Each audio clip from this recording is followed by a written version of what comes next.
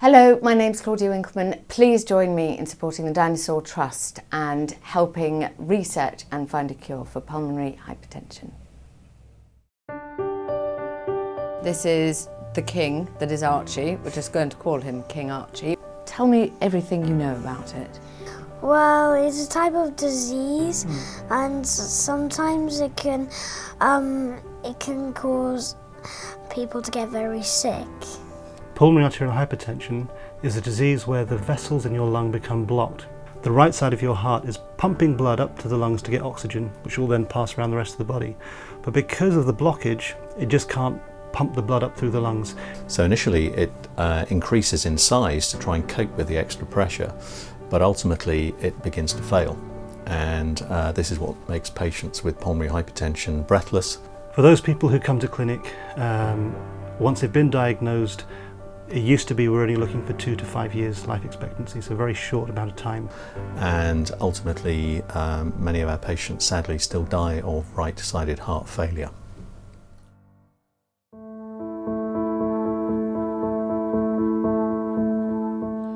Sam was the sort of boy that grabbed life by the neck and shook it.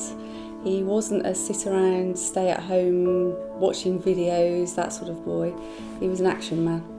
It was very complicated to even try and understand the effect it has on the body. And we were given a life expectancy at that time of 10 to 18 months. So we were absolutely shocked, devastated, numb. The one thing that Sam didn't let it stop him from doing was running a normal life. But in terms of the condition, it's extremely serious, and more importantly, it's extremely rare. We knew that his heart could give up at any time, which is what happened, and he collapsed.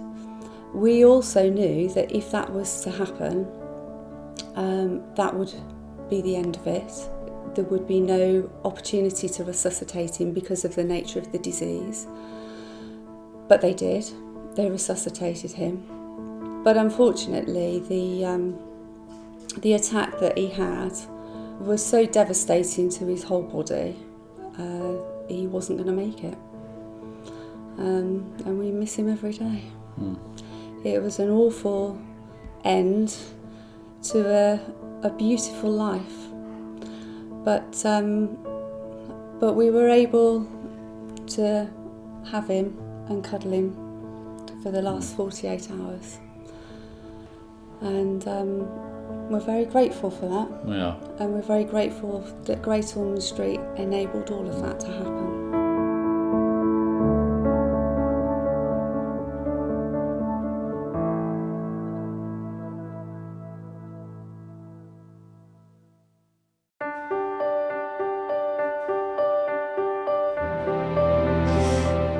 For me, it just feels like I can't run very fast. I just don't feel the same. We spotted something was wrong very suddenly when he went into hospital to A&E with a chest infection, and they x-rayed his chest and discovered that his heart was enlarged and suggested that he went through some tests. And the following day, after the tests, he was quite quickly diagnosed, and from that moment our lives changed quite dramatically.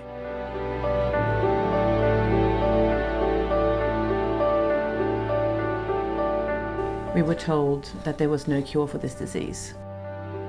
It was like the world had fallen apart at our feet. How can you relieve the symptoms? Can you cure it?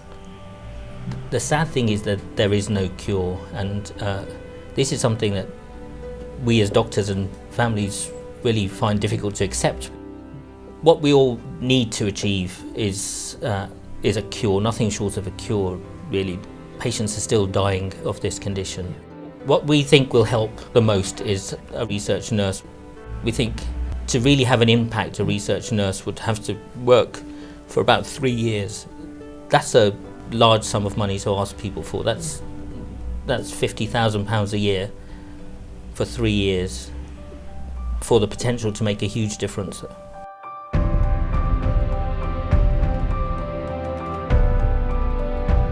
We have some exciting leads at the moment, but what we need is support to accelerate those leads through into the clinic so that we can help people who suffer from this disease as soon as possible. A research nurse will help us as parents to have real hope. It really does offer that thread of something's being done, something is happening here and now, and parents and families will be able to feel part of that process of getting to a cure, getting to a better treatment, and that's why this research nurse is so important. It's the most devastating experience to see a child, your own child, suffering so much and to be at the brink of the end. It's as simple as that.